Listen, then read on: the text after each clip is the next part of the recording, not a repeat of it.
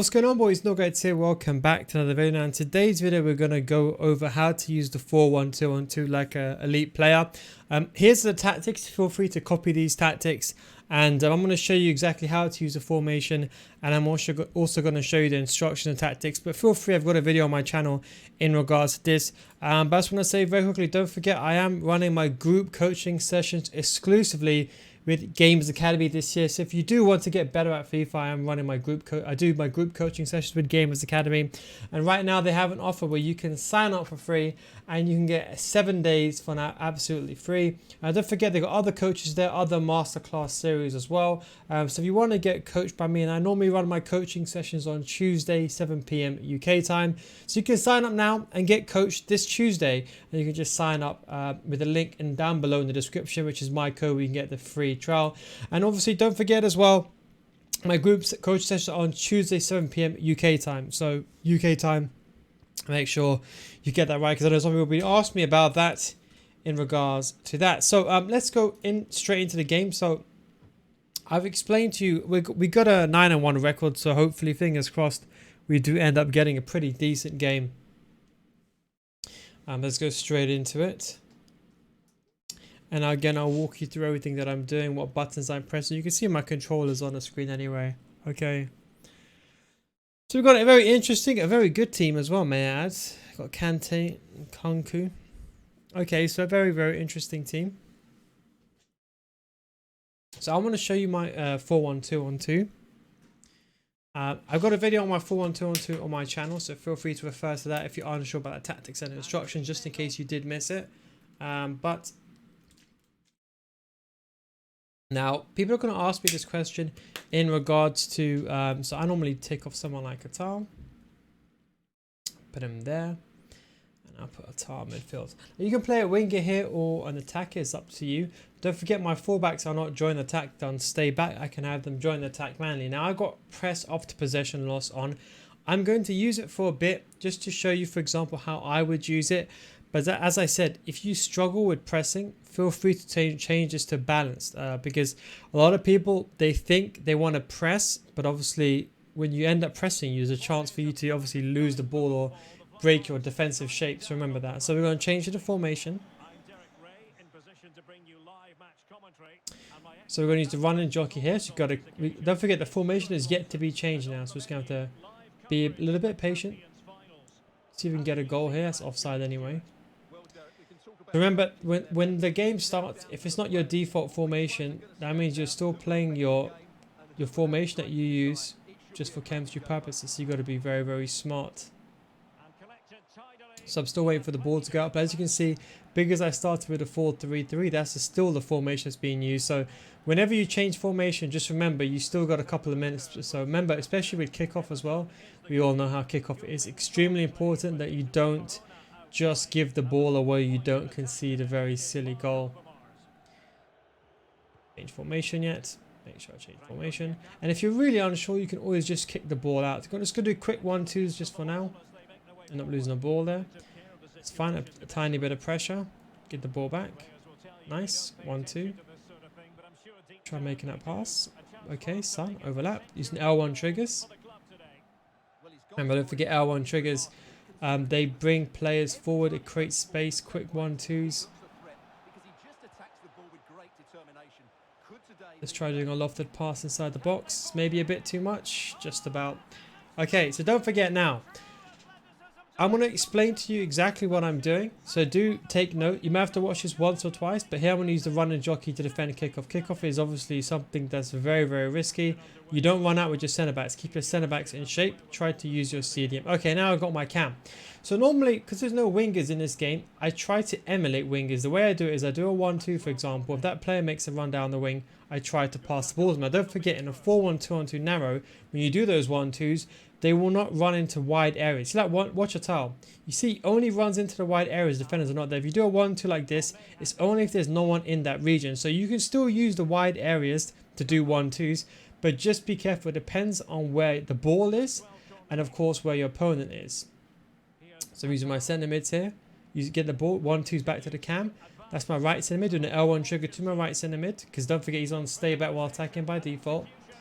And I got dropped between defenders. So it's basically an anti-kickoff type mechanic.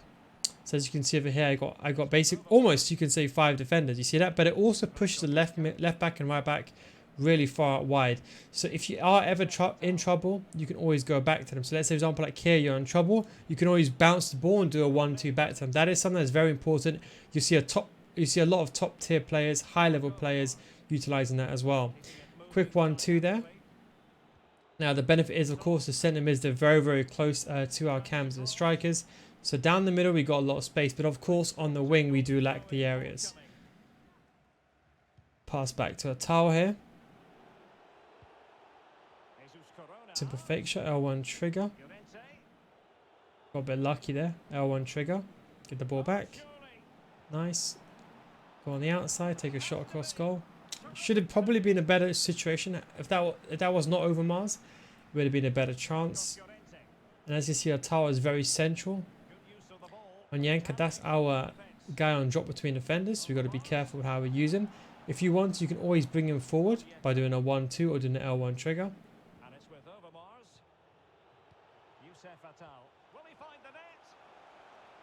Waiting for the moment now.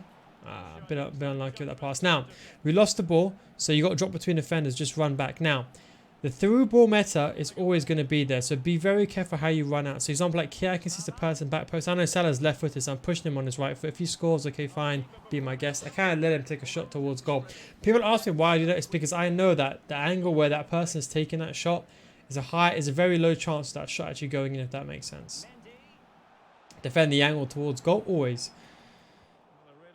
Okay, we're going to do driven through ball. Now don't forget, we haven't got wingers, we've got central players. So remember, there is a big chance that you can lose the ball and you'll be forced to go central. That's probably the only negative with this formation, that there's no wide players. So again, you do that 1-2. You see Llorente is running centrally. So if you want someone to go down the wing, one thing you could do manually is you can do the player lock mechanic. So you can do a 1-2. And then use a player lock feature, let them make a run down the wing. That's something that you see a lot of top tier players do when they use the 4-1-2-1-2 or 4-1-2-1-2 again. So again, don't forget we have that numerical advantage. So we're just gonna try to create a space. You see that guy making a run inside the box. Using our cam here. And the good thing is we got that numerical. See, we've got the 5 players. Now he's playing almost like overload the ball, so we've got to create that small gap. Unfortunately, that was offside.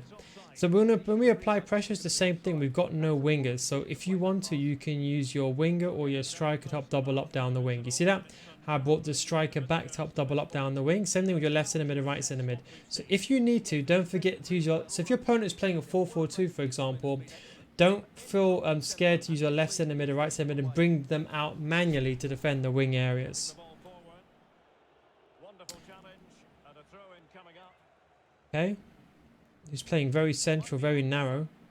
He's waiting for that gap. Nice 1-2 our left centre mid. Bit of trickery here. Just waiting now. See a guy outside the box. Nice. Llorente. Quick 1-2s to our cam, to our right centre mid, to our striker, to our right centre mid. Not the best of passes. Okay, again, same thing here. Now you see that's pressure on heavy touch. See how that player just leaped forward? Do you see how that player just leaped forward? And you see how that potentially cost me this counter. Now this is something I want to mention to you briefly. Very good play from my opponent there. Should get the ball back there. Perfect. Now that's why I say be very careful with press out possession loss. You see my back four? You see how there was no danger. And my back four one of my centre backs just ran forward. And if you're not good enough to defend counter attacks, get off press out possession loss. You can see in that situation, I wasn't concentrating 100%. I almost got caught out. I was lucky that obviously from my skill level and you had to defend after the fact. But if you are worried about counter attacks, just put this on balance, especially if you're winning. So in this situation, if you're winning, you can put this on balance. Press to possession loss is a bit more risky because you press all the time. Pressure every touch is more of like balance, but it's a conservative press. You only press when there's a good chance for you to win the ball. If your opponent does a heavy touch, has a loose ball in contention, or there's a good chance for you to win the ball. And don't forget, you can also, let's say for example, if you're not bringing your left back and right back forward, you can of course get rid of drop between defenders, and you can also stay back while attacking for both of these players as well. So let's say for example, if you're opposite, like my opponent, I know that he's playing very, very narrow. Play very defensive, bringing the CDMs back. I don't want my left centre mid running forward all the time. I can do that to create a two centre mid situation in midfield. So at least I've got a 2v2 situation. And of course I got my cam and my left back, right back. So here, that's a big situation where I'm in trouble. So I've lost the ball. Somehow that's onside. Beautiful. Running jockey. Expecting the pass. Very well from my opponent. I'm surprised he shot there with his right foot. If he scored that, I would have said just... There's nothing I could really do there. I took a bit of a hunch because I knew that Salah was, of course, got a 3-star weak foot. I didn't expect him to shoot there, if that makes sense. So again, I'm getting pressed. So if you're getting pressed, just go back. Now, you can use hug the sidelines. But what hug the sidelines does in a 4-1-2-on-2, your left back and right back, they just become very wide. That's all that gets affected. So your central column does not get affected one bit. See your left centre mid, right centre mid? They don't go anywhere. You see what hug the sidelines? They stay in the centre area. See Llorente? So what hug the sidelines does, it just makes the left back and right back wider. So this is very good. So if you're ever in trouble, you can always dink the ball back to your left back and right back. Or if you're ever in trouble again and you're not sure, you can always do a switch. Now this means that obviously they're going to be positioned a bit higher. So if you do lose the ball, just remember that. So again, we're going to do a quick 1-2. That was an absolute terrible pass. Going to use on Yanka now. He's our drop between defenders. That CDM. Remember I said to you, switch that player now to defend that angle. Okay, now use that CDM. Use that CDM. And don't forget, you got one CDM. So you got to be very, very smart now. You can't be too aggressive with your CDM. You got to be smart. I would recommend just playing safe like this. Especially when you're winning. Don't be aggressive with that singular CDM. You want to be aggressive? You be aggressive with the centre mids. Nice, quick 1-2 back to our cam. Bit of an unorthodox timing. Yes, it was a bit unfortunate here. We're going to apply a bit of pressure without strikers, just a tiny bit of pressure, you see. Okay, now back to us. We've got one CDM, you see that? So we've got to hold the line now, hold the line, hold the line. If you want to, you can use teammate contain, but this is the best way to defend. Realistically, most people, don't forget, on the lower end, they'll bring out the defenders. That's probably going to be a goal. Did about enough. Okay, that was a terrible pass. Took so long. Now we know Salah's left-footed here, so we're going to expect him to make the shot across goal, and we get done. I don't know how he scored that, to be honest, because it was his left foot, but I think I did move the goalkeeper. I expected the goalkeeper to get that, but you see one mistake, you see? One lapse of concentration. I wasn't paying attention. The goalkeeper took a long time to animate the ball. Now you see, look, now we're back to square one again. Now the key thing is now don't lose it. Now let's not lose kickoff. Now let's just kick the ball back. Bit of delay here. We've got to be a bit be a bit safer. L1 trigger. We're pushing that play. Now we haven't got a winger, but that player is playing like a winger. You see how he makes that run inwards? Okay, so we get the ball back now. That's fine. But don't forget, of course, when I'm playing, I'm much quicker. I hold the ball much less. Of course, you know, I'm trying to explain what I'm doing before I actually do it. So, of course, it's quite complicated to give myself thinking time and then actually do it. Applying left center mid pressure here. That's very unlucky. I should have got the ball there. That's my singular CDM, so I'm being very careful there. Driven past there. Driven past to our cam. To our right center mid doing a 1-2. L1 trigger there. L1 trigger. Now that is on Yanka. Remember I said to you, Yanka's got dropped between defenders. We're going to wait for him to just swiftly go back. And Yanka's gone back. Okay, now we can progress with the attack so we don't get counter-attacked. You see the space there? Quick 1-2. Wasn't really what we wanted. Again, we're not panicking, so you see we're just trying to find a gap. Trying to find a gap. Quick 1-2 back to our drop between defenders if we need to.